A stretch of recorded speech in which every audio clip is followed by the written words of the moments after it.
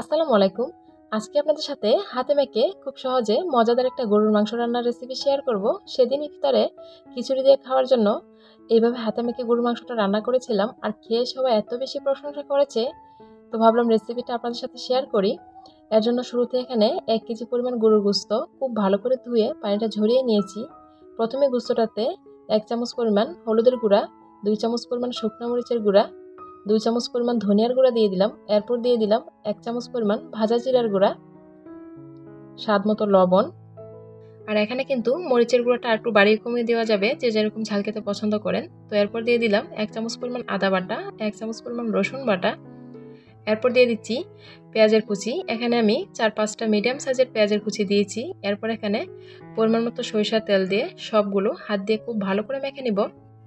আর এইভাবে হাতে মেখে গরুর মাংস রান্না করলে গরুর মাংসটাকে যদি খুব ভালো করে মেখে আধা ঘন্টার জন্য রেস্টে রাখা যায়, তাহলে কিন্তু মাংসটাতে খুব ভালোভাবে মশলাগুলো প্রবেশ করতে পারে, আর তরকারিটা খেতেও ভীষণ মজার হয়। তো আমি 4-5 মিনিট সময় নিয়ে খুব ভালো করে মেখে রেখে দিয়েছি আধা ঘন্টার জন্য।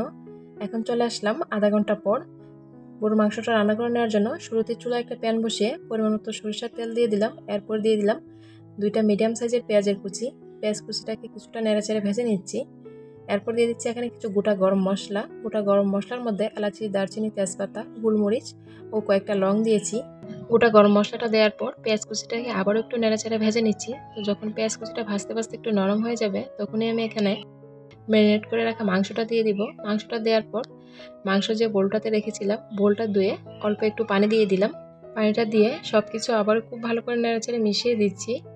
এইভাবে হাতে মেখে গরুর মাংস রান্না করা যেমন সহজ, খেতেও কিন্তু ভীষণ মজা। সব কিছু নেড়েচেড়ে মিশিয়ে দেওয়ার পর ঢাকনা দিয়ে ঢেকে 6-7 মিনিট রান্না করে নিলাম।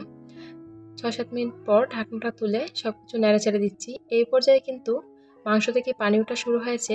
তো প্রথমে আমরা মাংস থেকে যে পানি উঠবে, এই পানিতে মাংসটাকে কষিয়ে নিব, প্লাস মাংসটাকে অনেকটা সিদ্ধও করে নিব। সব কিছু নেড়েচেড়ে মিশিয়ে দেওয়ার পর ঢাকনা দিয়ে ঢেকে আরও 6-7 মিনিট রান্না করে নিলাম। এখন কিন্তু মাংসের উপরে তেল ওঠা শুরু হয়েছে, মানে মাংসটা খুব ভালো করে কষানো হচ্ছে। তো আমি কিন্তু ঢাকনা দিয়ে ঢেকে রান্না করে নিচ্ছি, আর মাঝে মাঝে অফ ক্যামেরা একটু নেড়েচেড়ে দিচ্ছি, মাংসটা যাতে আবার নিচ দিক দিয়ে না লেগে যায়।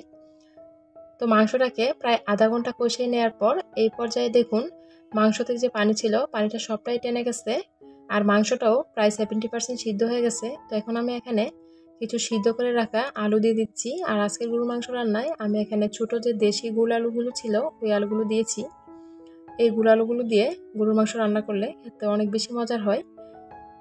তো আলুগুলো দিয়ে ঢাকনা দিয়ে ঢেকে 4-5 মিনিট কষিয়ে নিলাম। কষিয়ে নেওয়ার পর ঢাকনাটা তুলে সব কিছু খুব ভালো করে নেড়েচেড়ে দিচ্ছি। আলু মাংসটা একসাথে কষিয়ে নেওয়ার পর এই পর্যায়ে এখানে গরম পানি দিয়ে দিচ্ছি। গরুর মাংস রান্নায় কিন্তু অবশ্যই গরম পানিটা দিতে হবে, তাহলে গরুর মাংসটা রান্না করার পর মাংসটা খুব সুন্দর করে সিদ্ধ হবে। তো গরম পানিটা দেওয়ার পর সব কিছু খুব ভালো করে নেড়েচেড়ে দিয়ে ঢাকনা দিয়ে ঢেকে 4-5 মিনিট রান্না করে নেওয়ার পর ঢাকনাটা তুলে সব কিছু একটু নেড়েচেড়ে দিয়েছি। প্রথমে কিন্তু 4-5 মিনিট চুলা আঁচটা হাই হিটে রান্না করে নিয়েছি। এরপর 10 মিনিট চুলা আঁচটা মিডিয়াম আঁচে রেখে আরও 10 থেকে 15 মিনিট রান্না করে নিয়েছি। এই পর্যায়ে মাংসটা খুব সুন্দর সিদ্ধ হয়ে গেছে। এখন এখানে ভাজা গরম মশলার গুঁড়া ও কয়েকটা কাঁচামরিচ দিয়ে দিয়েছি সুন্দর একটা ফ্লেভার আসার জন্য।